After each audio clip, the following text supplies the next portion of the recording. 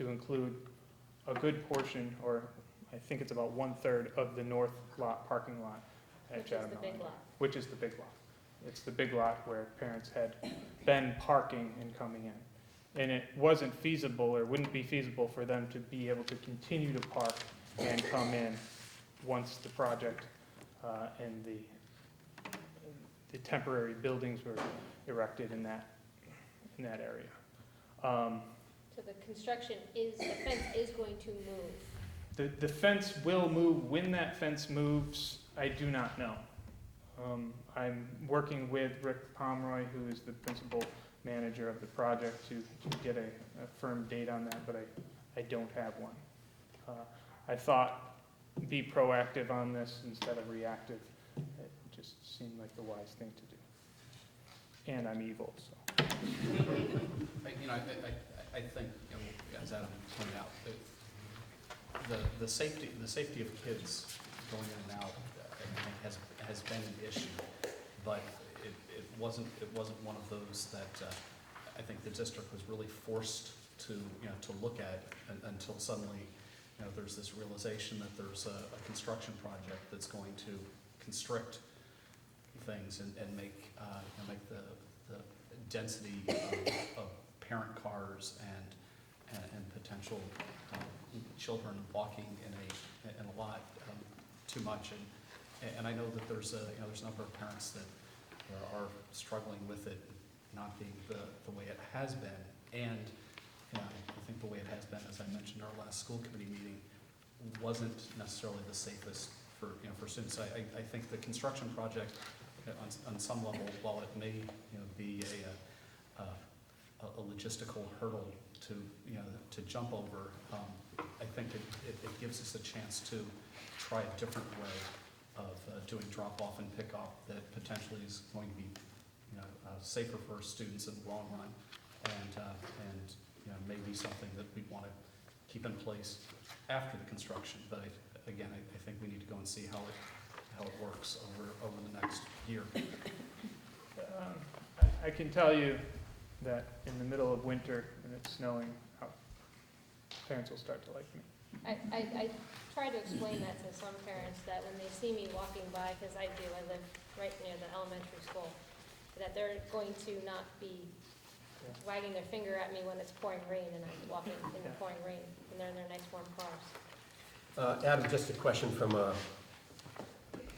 Howard. Not being familiar with Chatham Elementary, would it be safe to say that the pickup and drop-off is unique to Chatham Elementary versus, say, History and Howard, where would it also be safe to say that many of the youngsters who arrive in the morning on their buses, in the afternoon their moms or their dads, maybe moms, are there to pick them up instead of taking the bus home? That's correct. Which adds to this uniqueness of what you're dealing with, along with the construction. Just to give you an idea, the school size is, what did we say? 278, and it's over 100 that do parent pickup. So that's quite a few students that are being picked up in that short amount of time in a small space. Start serving candy on the buses. Yeah. Something. Any other questions for Adam? Luke. Are the documents or the numbers presented, are they available to the public? Sure. Could we get a copy? Yeah. Thank you.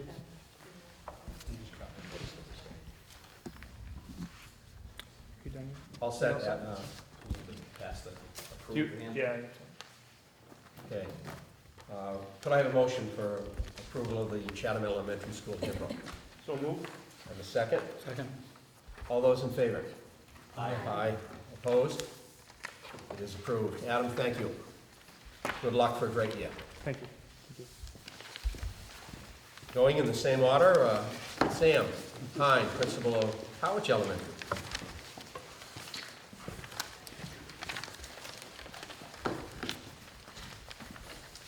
Good evening, and to report out on the numbers, we're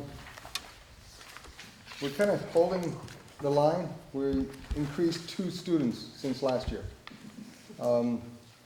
That's a pretty good average. Get 30 or 40 that leave to go to different places, relocate, and 30 or 40 that come in over the summer. Our class sizes haven't changed significantly. There's a bubble in our second grade where there's 126 in that class. And that bubble's been moving along since kindergarten, 3 years ago when we had the same 20 or so students in the classrooms.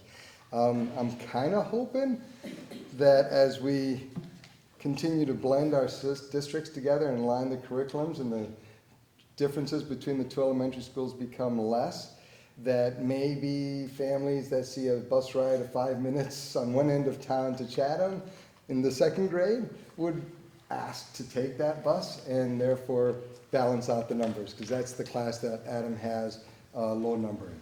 But that's neither here nor there. That happens every year.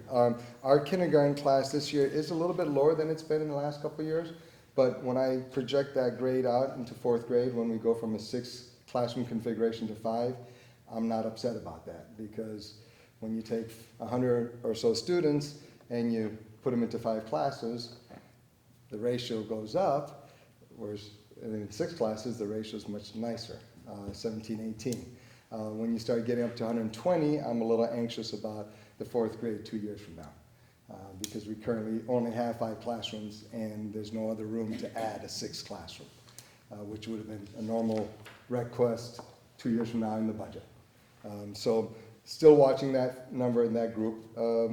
But other than that, our school choice numbers have pretty much been the same the last couple of years. We've got about 68 students, even though we really held the line tight on the school choice numbers entering in our building. I remember telling parents, there's a greater chance that you'll be part of a Monomoy district if you choose to go to Chatham, because our numbers are, we're trying to keep the class sizes and balance them out. And as it stands, we've got 2 classes that are 18, Adam has 1. We have 2 classes that are 17, Adam has 1. We have 2 classes of 16, Adam has 1. I mean, it's really eerie when you look at that. But the direct impact it had on us this year was recognizing that we've had traditionally a full-time assistant in every kindergarten classroom. And Chatham has not had, and trying to develop a little bit of equity. We shared 2 full-time assistants to go over to support those classes. And right now we're the balancing act is 2.5 FTEs, 2.5 kindergarten assistants to 5 kindergarten assistants. And we're watching the numbers again. October 1st really is the numbers that we base everything on. So other than that, everything's pretty much as normal. It's kind of enlightening. I used to think we had a lot of parents picking up their children for after school, and I would encourage parents, please get on the bus. I know what time they're going to get home. I know where they are. You do too. Well, the bus ride is 35, 45 minutes to my house. I can pick them up in 20 minutes. So, and they were complaining about being in line and the line stretching out in front of the middle school and out onto Sisson Street. And I would say the same thing that I hear Adam saying. It takes 10 minutes to load them and unload them. Don't have to wait in line for 20, 30 minutes. The difference last year was we had a number of families that had school choice children at the middle school. So they would get out at 2 o'clock, park in the car, do their homework, and then pick up the elementary school age child and leave. So we had 10 to 15 cars parked there for a good 30 minutes. Those cars aren't there now because they're either getting on a bus or they're driving to Chatham. Our parent pickup, we still have there's 68 school choice families. So with the exception of a few that are taking neighborhood stops to get to school from DY or the surrounding towns, most of them are picked up. So there's a good 50 cars every day. And that's not counting the families that have a daycare, an after-school enrichment or gymnastics class or something, and they need to pick them up right away. And the dismissal being a little bit later this year has impacted some of that, made it a little bit tighter for some families, but not a significant change in the numbers of students getting on the buses or getting picked up after school. Our buses, I can report out, and if you didn't get your emails at 5 o'clock today, please check them and let me know you did, because you were included in the first Connect That email with the school committee. And I was briefing the community as a whole, because last week I was telling parents at the curriculum nights, the bus routes will stabilize. The runs, the times will become more consistent as they always do after the first or second week of school. The last 3 days, we've had 3 buses in the lot when the bell went. We loaded them up. Our first driver still takes a little bit more time than we would like, but that's okay. Better safe than sorry. And once those 3 buses load up, the next 3 we dismissed in the lobby. The kids are lining up almost by routine now in the right door. And it's the first, second, and third bus in the order that you get dismissed. And then the last fleet will come in, and bus 8 comes dragging in, and it pulled in at 3:38, which was still in the time frame that we were looking for, and 3 minutes to load and unload, or to leave. So I fully anticipate that becoming almost consistent, being able to know which 3 buses come in first, second, and third, and which are the next 3, so the kids be getting to that routine.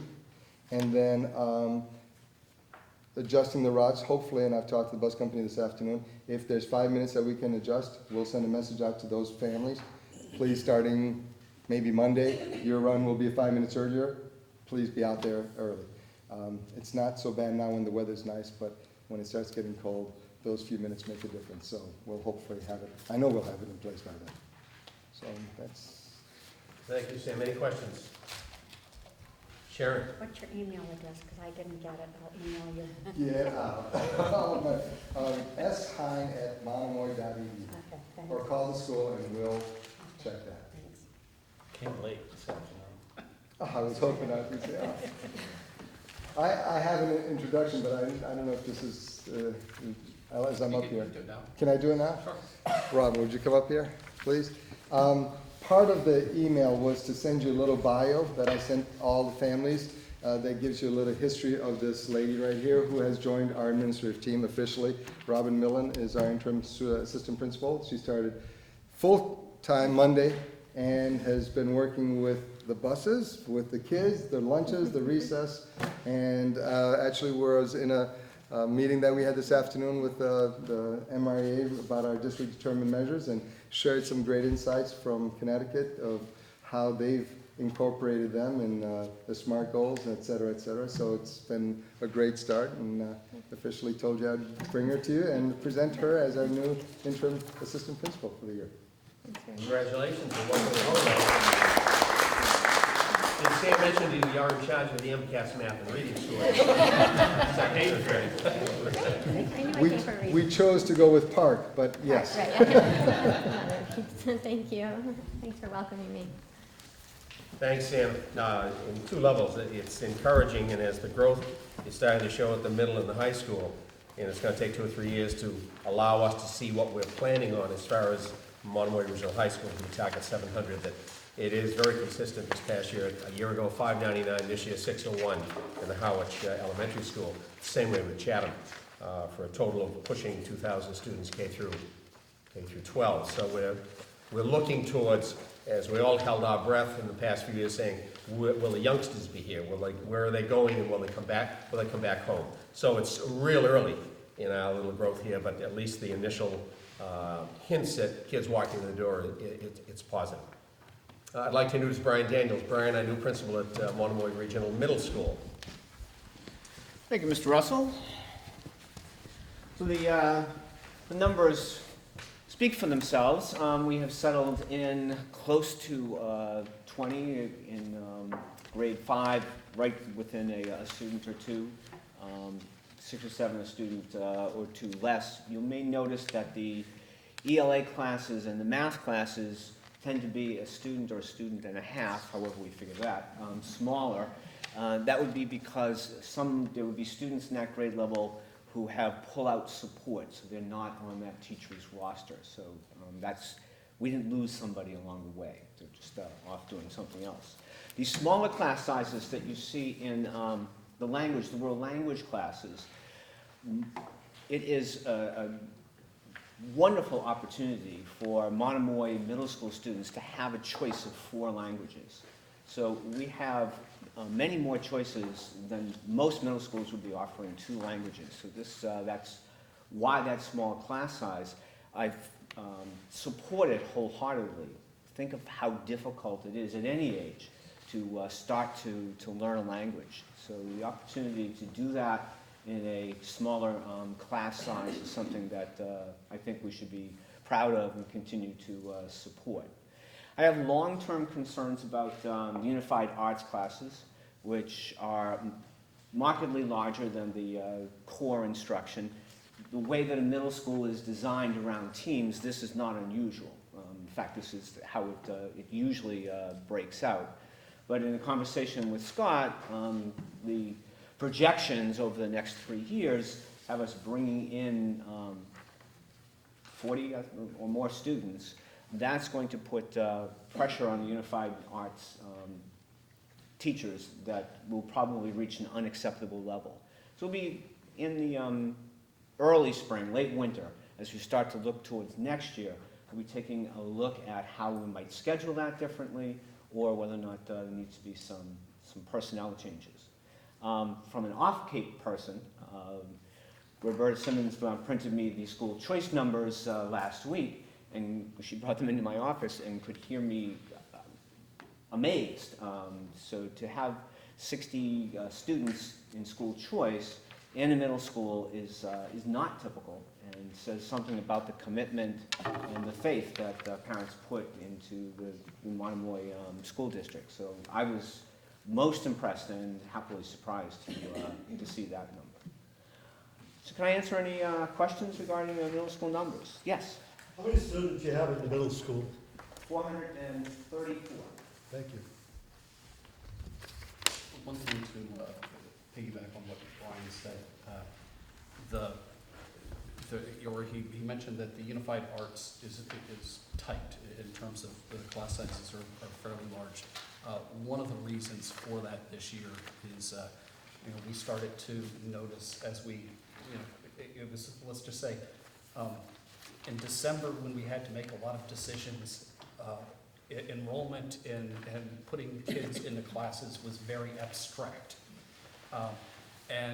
What became clear is that in order for Bill to even come close to putting together a schedule at the high school, we needed to move a full-time art teacher from the middle school to the high school.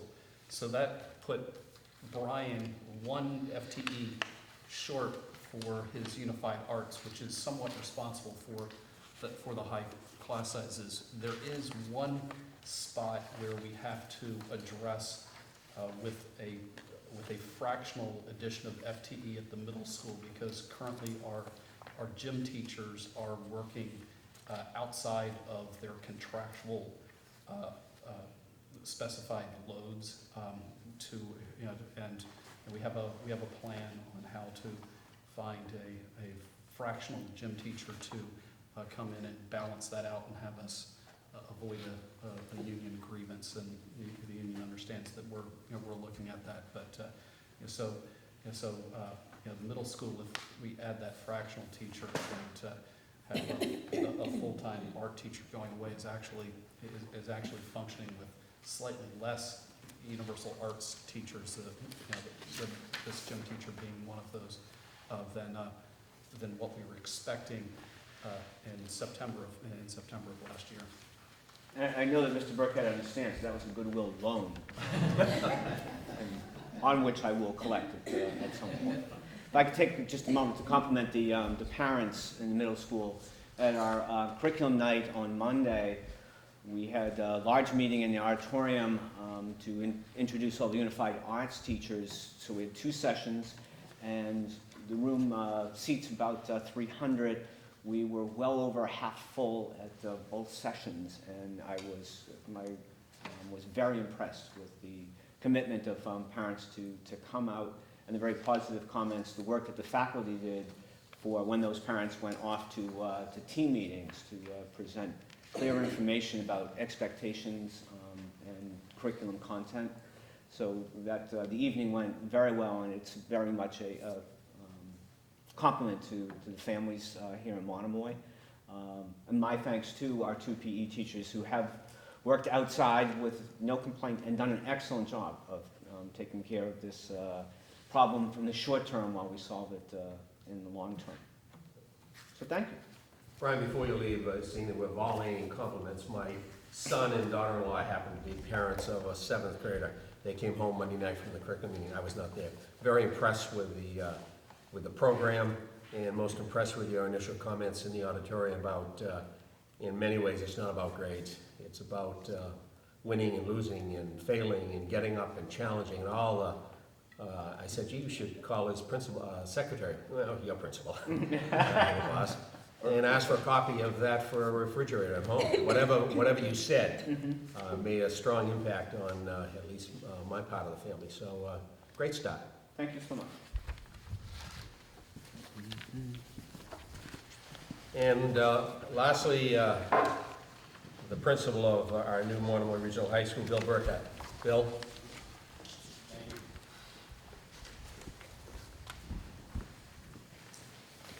Thank you, Mr. Chairman. I'm here to report tonight that the lights work.